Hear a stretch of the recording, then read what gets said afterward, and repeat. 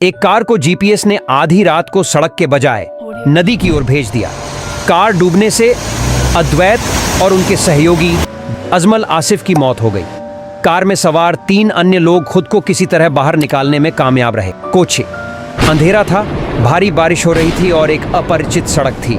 बेहतर तरीके से रास्ते की पहचान करने के लिए अद्वैत ने शनिवार आधी रात के बाद होंडा सिविक कार में जीपीएस चालू कर दिया। जल्द ही वे सड़क के एक पानी से भरे हुए हिस्से पर आ गए और जैसा कि मानचित्र ने सीधे आगे का रास्ता बताया, कार पानी में चली गई। मगर वह एक सड़क नहीं बल्कि एक नदी थी और कार डूबने लगी।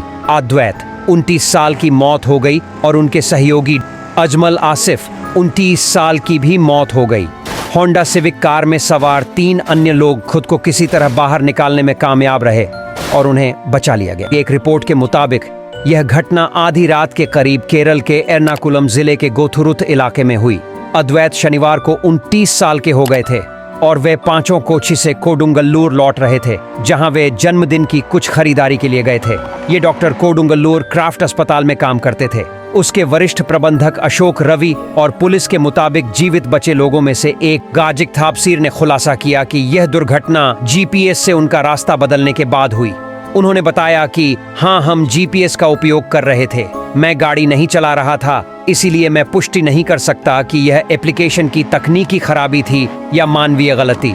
रवि ने बताया कि अद्वैत का जन्मदिन था और डॉक्टर हमारे अस्पताल में एक नर्स के साथ इसे मनाने के लिए कोची गए थे। अजमल की मंगेतर भी इसका हिस्सा थी। मॉनसून के दौरान जीपीएस एल्गोरिदम ड्राइवरों को कम ट्रैफिक वाली सड़कों पर जाने का सुझाव देता है, लेकिन एक्सपर्ट्स का कहना है कि कम व्यस्त सड़कें जरूरी नहीं कि सुरक्षित हों।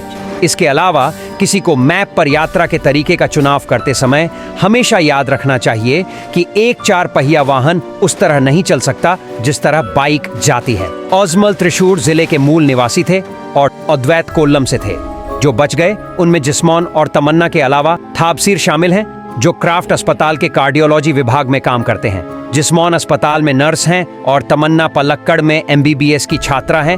तीनों को कोच्चि के एक अस्पताल में भर्ती कराया गया है। अद्वैत के शव को कलामासरी मेडिकल कॉलेज में भेज दिया गया और अजमल के शव को पोस्टमार्टम के लिए त्रिशूर मेडिकल कॉलेज ले जाया गया।